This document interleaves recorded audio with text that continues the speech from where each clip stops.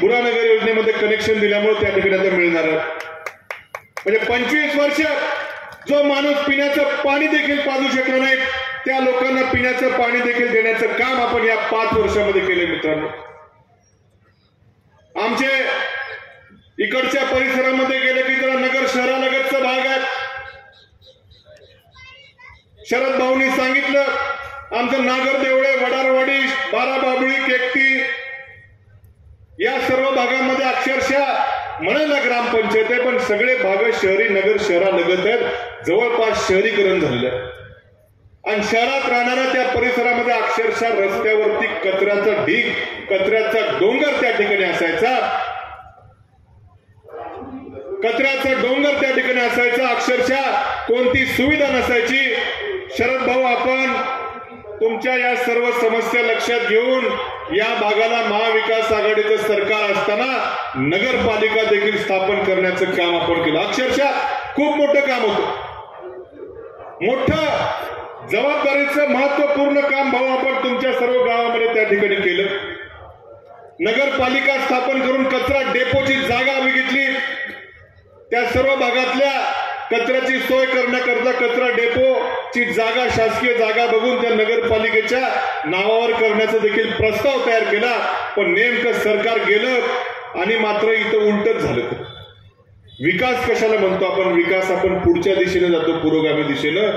एखाद्या ग्रामपंचायतीचं मोठं लोकसंख्या वाढली की ग्रामपंचायत पुरत नाही त्या ठिकाणी सुविधा द्यायला. ग्रामपंचायतची नगरपालिका होते. नगरपालिकेचं क्षेत्र वाढलं, तिथं जर नगरपालिका अपुरी पडली सुविधा द्यायला तर नगरपालिकेची महानगरपालिका होते. पण मात्र इथं भाजपच्या सरकारच्या काळामध्ये उलटच घडलं. जी नगरपालिका आपण स्थापन केली नागर देवळे, वडारवाडी परिसराची, भाजपचं सरकार आल्यानंतर पुन्हा नगरपालिकेचं ग्रामपंचायतमध्ये रूपांतर करण्याचं काम त्या ठिकाणी झालं. आणि म्हणून मित्रांनो, या नगर तालुक्यातल्या सर्व भागामध्ये आपण विकासाची मूलभूत अशी कामं करायचा प्रयत्न केला. सर्वत्र विकासाची गंगा पोहोचवण्याचा प्रयत्न केला. मागच्या 25 वर्षामध्ये जे घडलं नव्हतं ते काम आपण या 5 वर्षामध्ये नगर तालुक्यातल्या गावांना करण्याचा प्रयत्न केला. मगाशी भाषणामध्ये उल्लेख केला, जेऊर गावामध्ये देखील कित्येक रुपयांचा निधी आपण दिला. अगदी ग्रामपंचायतच्या इमारतीचं उदाहरण घ्या. 25 लाख रुपये महाविकास आघाडी सरकारच्या काळामध्ये ग्रामपंचायतच्या इमारतीला उपलब्ध करून दिले. मात्र राजकारण त्या ठिकाणी आडवं आणलं गेलं. आम्ही एवढा निधी आणू, 1 कोटी आणू. कशाचा आणलं काय? 1 रुपया तरी आणला का नंतर? पण ते 25 लाख रुपये देखील इथल्या भाजपच्या लोकांनी राजकारण करून या ठिकाणी मागं पाठवायचं काम केलं. नाहीतर तुमच्या गावामध्ये 25 लाख रुपयामध्ये छानशी ग्रामपंचायतची इमारत उभी राहिली असती. पण आम्हालाही करू दिलं नाही, स्वतःही निधी त्या ठिकाणी आणला नाही. अगदी या स्मशानभूमीकडे आत जायला त्या ठिकाणी पूल नव्हता. आपणच त्या ठिकाणी तो पूल केलेला आहे.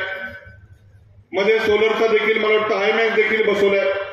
सोलरचा बसवला म्हणजे ग्रामपंचायतले बिलाचा काही त्रास नाही. कित्येक रस्ते त्या ठिकाणी केले, भरपूर कामं त्या ठिकाणी केली. त्या वाघवाडीचे आमचे तिथं स्मशानभूमीलाच जागा नव्हती. वाघवाडी परिसरामध्ये वन विभागाची जागा आपण त्या ठिकाणी फॉरेस्टच्या मागं लागून त्या ठिकाणी वन विभागाची जागा वाघवाडीला स्मशानभूमी करता प्राप्त करून दिली. आता फक्त तिथं जायला रस्त्याचा थोडासा प्रॉब्लेम आहे. त्याचं देखील पुढचा आचारसंहिता संपल्यानंतर त्या देखील रस्त्याचा प्रश्न मिटून वाघवाडीच्या लोकांना कायमस्वरूपी स्मशानाची त्या ठिकाणी आपण सोय त्या ठिकाणी करणार आहोत. अशा कित्येक कामं त्या ठिकाणी सांगू शकेल. कापूरवाडीचा पाझर तलावाचा मोठा काम त्या ठिकाणी केलं, त्याला देखील यांनी स्थगिती द्यायचं काम केलं. कित्येक ठिकाणी मी जे दुरुस्त तलावांची गळती होती त्या तलावांची गळती थांबवण्याकरता देखील कित्येक ठिकाणी ते अस्थिरीकरण करण्याची योजना राबवून तलावांची गळती आपली बहिरवाडीमध्ये असेल, शेंडीमध्ये असेल, ते देखील मोठ्या आपल्या इमामपूरला असेल, आपल्या पिंपळगाव माळवीला असेल, अशा ठिकाणी त्या ठिकाणी भरपूर कामं केली पाण्याची. त्या ठिकाणी आपल्या पिंपळगाव माळवी परिसरामध्ये MIDC करता जमीन संपादित करण्याचा घाट घातला जात होता.